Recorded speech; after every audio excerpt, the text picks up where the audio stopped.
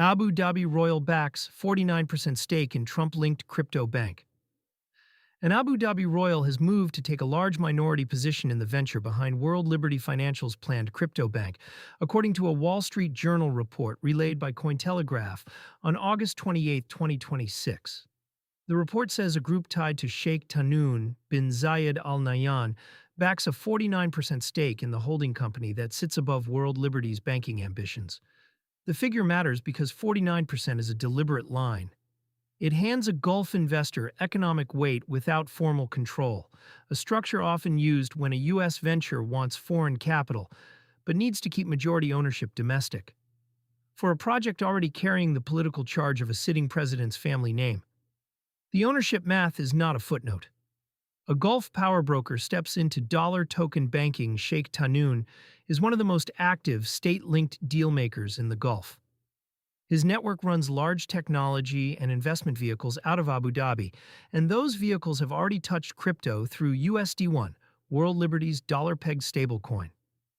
An Abu Dhabi fund used USD1 to help settle a multi-billion-dollar investment into Binance earlier in this cycle, so the relationship between the emirate and this token predates the reported bank stake. Backing the holding company is a different order of commitment than routing one transaction through a stablecoin. A bank stake is a bet on the franchise. The charter, the deposit base, the payment rails, and the regulatory standing that comes with them. Sovereign-linked money rarely takes a 49% position in a banking entity for a quick trade. The banking piece already has a foundation. World Liberty is not starting the bank idea from zero. The group's USD1 stablecoin secured an OCC trust charter earlier this month, which gives the token a federally recognized issuer wrapper and a supervisory relationship with a U.S. bank regulator. A trust charter is not a full national bank license, but it is the kind of credential that makes a follow-on banking venture credible to institutional partners. Layer the reported Abu Dhabi stake on top of that charter, and the shape of the plan gets clearer. A regulated dollar stablecoin plus a chartered banking entity plus deep Gulf capital is a stack aimed at moving dollars on-chain at scale, with a foot in both U.S. oversight and Middle East liquidity. That combination is the current template for anyone trying to build dollar-backed stablecoin rails with staying power. Political exposure cuts both ways. The Trump connection is the reason this deal draws attention beyond crypto trade press, and it is also its main risk. A venture carrying the sitting president's name, taking a large stake from a Gulf royal, whose government has active business before the U.S., invites conflict of interest scrutiny that a normal fintech would never face. Lawmakers who have already questioned World Liberty's dealings are unlikely to let a foreign-linked bank stake pass quietly. For the United States, the episode also lands in the middle of a live stablecoin policy fight. Congress and regulators are still setting the terms for dollar tokens under the Genius Act framework, including identity and issuer rules that would govern exactly this kind of entity.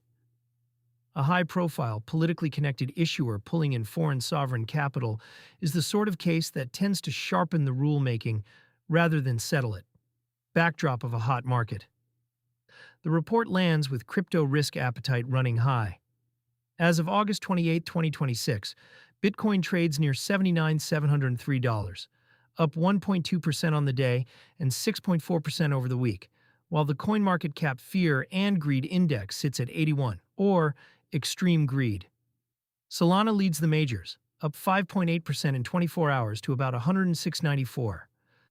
A market this warm tends to reward franchise-building announcements, and a Gulf-backed bank tied to a U.S. political brand is exactly the kind of headline that fits the mood. None of this changes anything a cardholder can spend today. There's no product, no launch date, and no consumer offering attached to the reported stake. What it signals is where sovereign capital thinks the next round of dollar infrastructure gets built. Regulated stablecoins, chartered banks, and the on-chain plumbing between them. Abu Dhabi's role as a crypto capital hub has been growing for years, and a near half stake in a U.S. crypto bank is a large marker of intent. Treat the figure as reported, not confirmed by the companies. The Wall Street Journal is the primary source. World Liberty and the Abu Dhabi Group have not published matching disclosures, and the exact holding structure could shift before anything closes.